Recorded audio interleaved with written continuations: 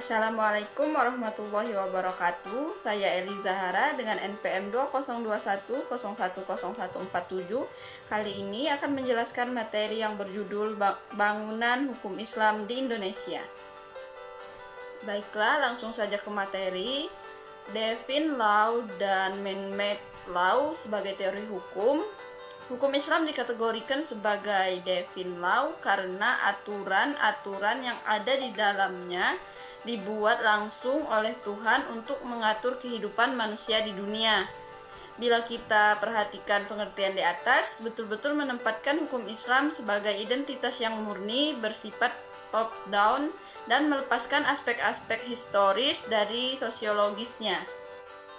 Sebagaimana yang dapat kita pahami dari konsep hukum menurut usul fikih, pada dasarnya terletak di atas pandangan bahwa hukum itu bersifat keagamaan. Sejak periode paling awal sejarah Islam, hukum itu dipandang sebagai merupakan bagian dari syariah. Adapun syariah sebagaimana telah dijelaskan adalah pola tingkah laku manusia yang diatur oleh Allah Subhanahu wa taala. Konsep hukum seperti itu sejalan dengan pandangan bahwa hukum itu harus bersumber langsung atau tidak langsung dari wahyu Allah Subhanahu wa taala dan penjelasannya dari Nabi Muhammad SAW atau yang sering disebut dengan sunnah. Bila kutipan tersebut dikaitkan dengan politik, maka itulah yang disebut dengan nomokrasi negara Islam. Sifat nomokrasi negara Islam menunjukkan kepercayaan terhadap supremasi hukum suci yang menjadi sumber otoritas pemerintahan. Peraturan suci seperti secara inheren memiliki karakter supranatural dan yang luar biasa. Ikatan-ikatan penyatuan antara agama dan negara dan supremasi hukum suci berasal dari kehendak Tuhan secara bersama-sama menegaskan kembali bahwa kewajiban setiap hambanya itu adalah untuk taat kepadanya. Menurut Kaduri, warga negara Islam adalah hamba Allah dan hukum-hukumnya adalah hukum suci karena ia berasal dari Allah Subhanahu wa taala dan tidak ditetapkan oleh manusia. Hukum suci seperti itu adalah pasti benar dan manusia hanya bisa mematuhi karena Allah Subhanahu wa taala lebih mengetahui dari otoritas maupun terhadap kebutuhan-kebutuhan hambanya. Dalam usaha mentaati hukum, manusia menyadari akan tujuan-tujuan agamanya. Karena hukum adalah memiliki karakter sebagai sebuah kewajiban religius. Pada waktu yang sama, ia juga memberikan dukungan politik bagi agama Islam. Pada kenyataannya, hukum Islam merupakan perintah Tuhan dan karenanya bersifat mengikat sebagai sebuah cita-cita agama yang berbeda dengan hukum buatan manusia atau yang disebut dengan man-made law dan dianggap sebagai fenomena sosial yang tunduk pada kebutuhan manusia dan nilai-nilai. Karena alasan itulah, hukum dalam pandangan pemikir-pemikir Muslim pada kenyataannya bukanlah termasuk kajian yang independen dan empiris.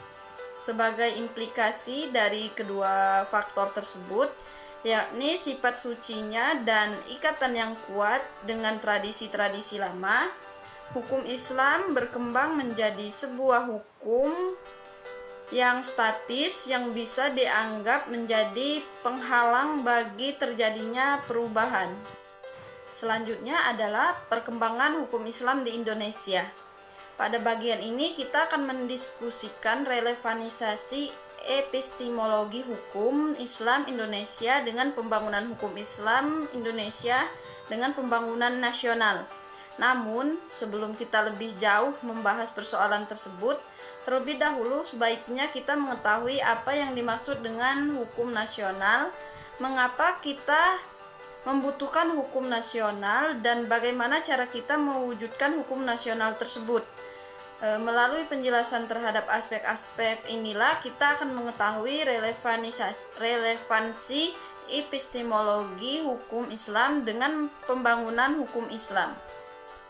di mana dalam rangka membangun sistem hukum nasional, pemerintah menerapkan kebijaksanaan untuk memanfaatkan 3 sistem yang eksis atau disebut dengan living law di Indonesia, yaitu sistem hukum adat, hukum Islam, dan hukum Barat sebagai bahan bakunya.